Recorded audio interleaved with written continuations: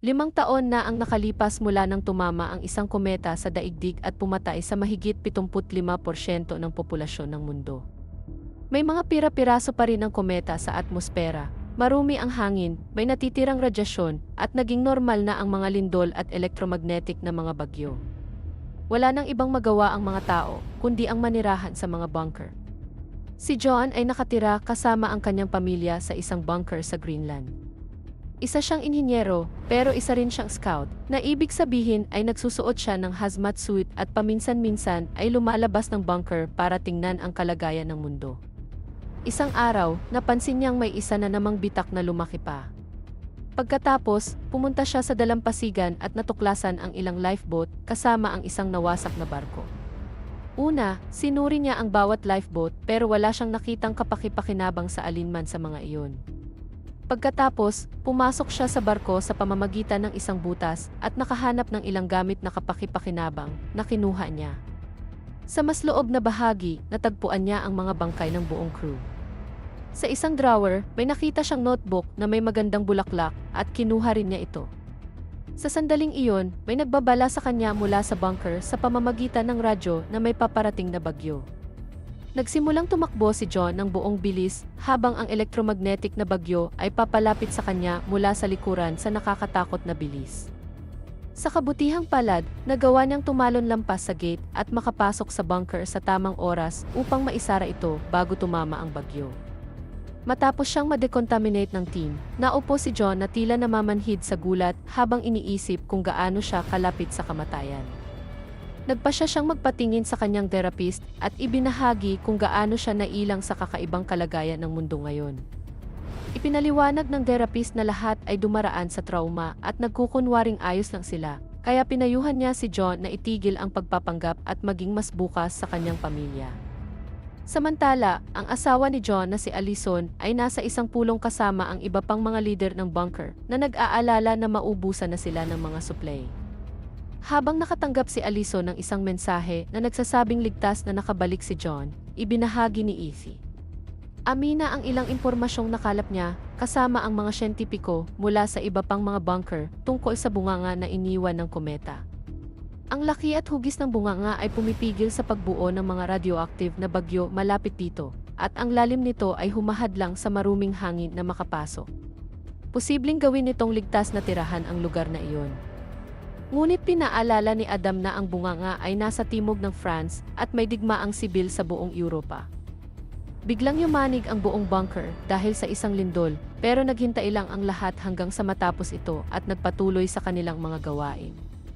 Sa pulong, may nakapansin na mas madalas na raw nangyayari ang mga lindol kamakailan. Ipinaliwanag ni Amina na muling gumagalaw ang mga tectonic plate at nagdudulot ito ng mas maraming aktibidad sa lugar. Pero sinabi ng isang sundalo na kung nakayanan ng bunker ang kometa, kakayanin din ito. Pagkatapos, pinaalala ni Allison sa lahat na nakatanggap sila ng isang distress signal mula sa labas. Sumagot si Adam na wala na silang sapat na resources para tumanggap pa ng mas maraming refuge, bukod pa sa panganib ng mga sakit, kaya gusto niyang itigil na ang usapan tungkol dito. Gayunpaman, pinaalala ni Allison sa kanya na ang bawat desisyon ay kailangang pagbotohan.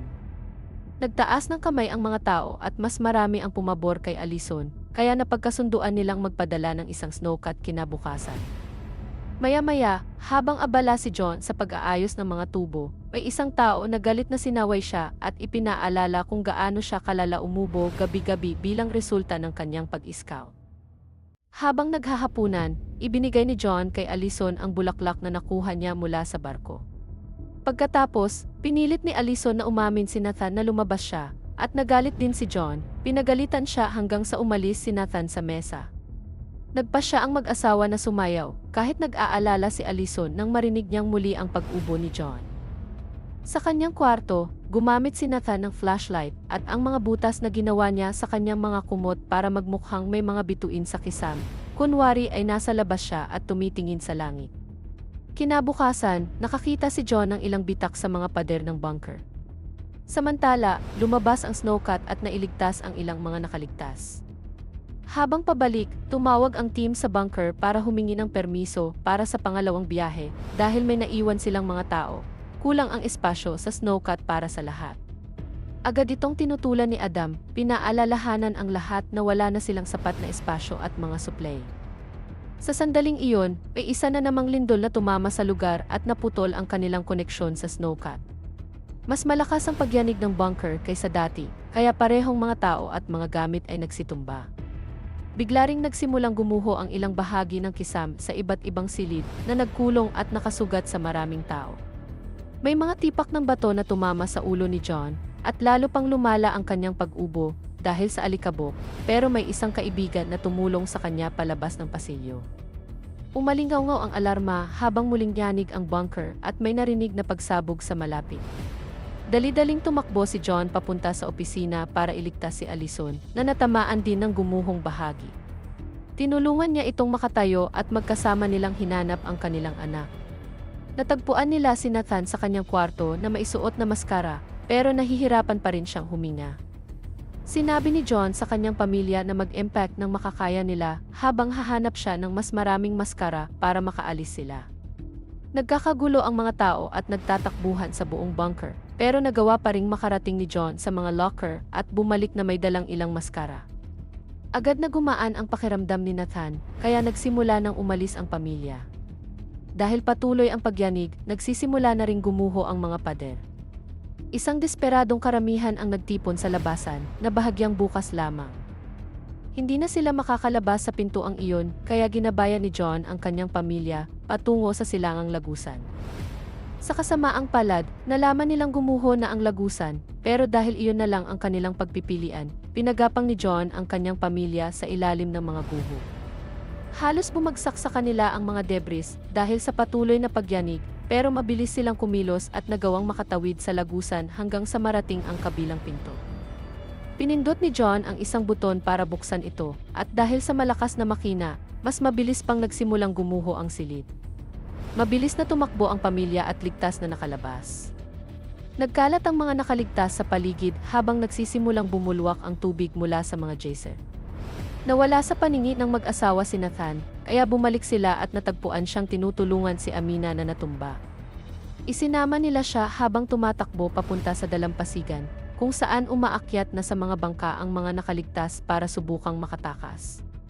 Sobrang dami ng tao, kaya tumagilid ang isa sa mga bangka, dahilan para mahulog sa tubig ang karamihan. May ilang desperadong nakaligtas na sinubukang agawin ang maskara ni Adam, kaya tumakbo sina Allison at John para tulungan siya. May isang lalaki na tumalon kay John at nagawang agawin ang kanyang maskara bago nila ni Allison hilahin si Adam papunta sa pampang.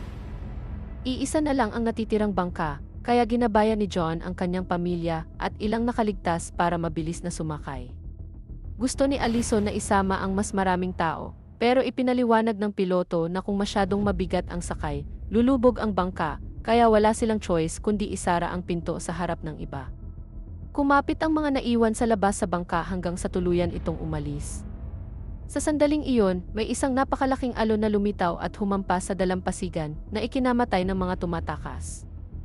Natangay din ng alon ang bangka ni John, pero sa kabutihang palad, pinilit ng piloto na ituloy ang takbo at nagpatuloy silang maglayag ng ligtas. Makalipas ang ilang sandali, gumamit si John ng isang device para tiyaking maayos ang kalidad ng hangin doon, kaya maaari na nilang tanggalin ang kanilang mga maskara. Pagkatapos, pinag-usapan ng grupo kung saan sila pupunta, at dahil wala na ang Iceland, napagkasunduan nilang ang pinakamalapit nilang destinasyon ay England. Makalipas ang ilang oras, tumigil sa pag-andar ang bangka. Sinilip ni John ang makina at nagawa niya itong ayusin, kaya nakapagpatuloy sila. Nang gumabi na, masayang-masaya si Nathan na sa wakas ay makita muli ang mga bituin. Pagkalipas ng ilang araw, huminto na naman ang bangka dahil naubusan ito ng gasolina. Wala nang ibang magawa ang grupo kundi tipirin ang pagkain at hayaan ang dagat na dalhin sila kung saan man. Matapos ang mahabang paghihintay, sa wakas ay narating din ng bangka ang lupa. Paglabas nila, nagulat ang grupo nang matuklasan na nasa Liverpool sila.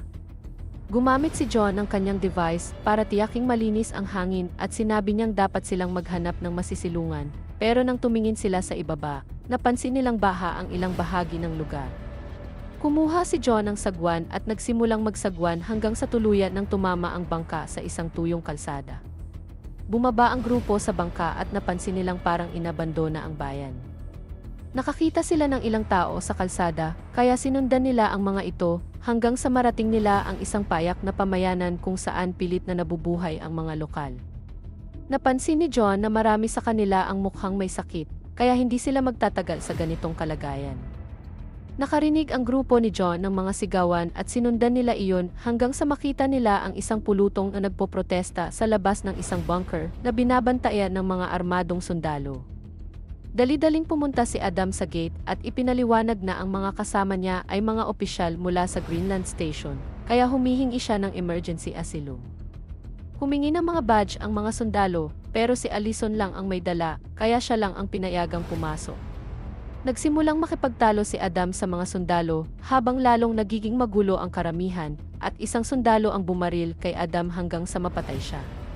Nang may isang random na survivor na sumubok pumasok, binaril din siya. Isinara ng mga sundalo ang gate habang umuugong ang alarma. Sa sandaling iyon, may isang bagyo na lumitaw sa kalangitan at nagtakbuhan ang mga tao sa takot. Tumakbo sina Amina at ang pamilya ni John para pigilan ang isang van at nakiusap kay Obi na dalhin sila sa London. Gusto ni Obi ng bayad, kaya pinasakay niya sila sa van matapos kunin ang relo ni John. Mabilis na umalis ang sasakyan sa bayan at nakaiwas sa bagyo sa tamang oras. Niyaakap ni Allison si Nathan para aliwin siya habang nagluluksa si Amina para kay Adam. Ipinaliwanag ni Obi na desperado na ang mga tao at kaya na nilang pumatay para lang sa pagkain. Makalipas ang ilang oras, huminto ang van sa gitna ng kagubatan para magpahinga. Nanigarilyo si Obi at ibinahagi na dumating siya sa England mula Nigeria 12 taon na ang nakalipas at hindi niya iyon pinagsisisihan. Tinanong siya ni John kung may alam siya tungkol sa kalagayan ng France, pero sinabi ni Obi na masyadong mapanganib ang lugar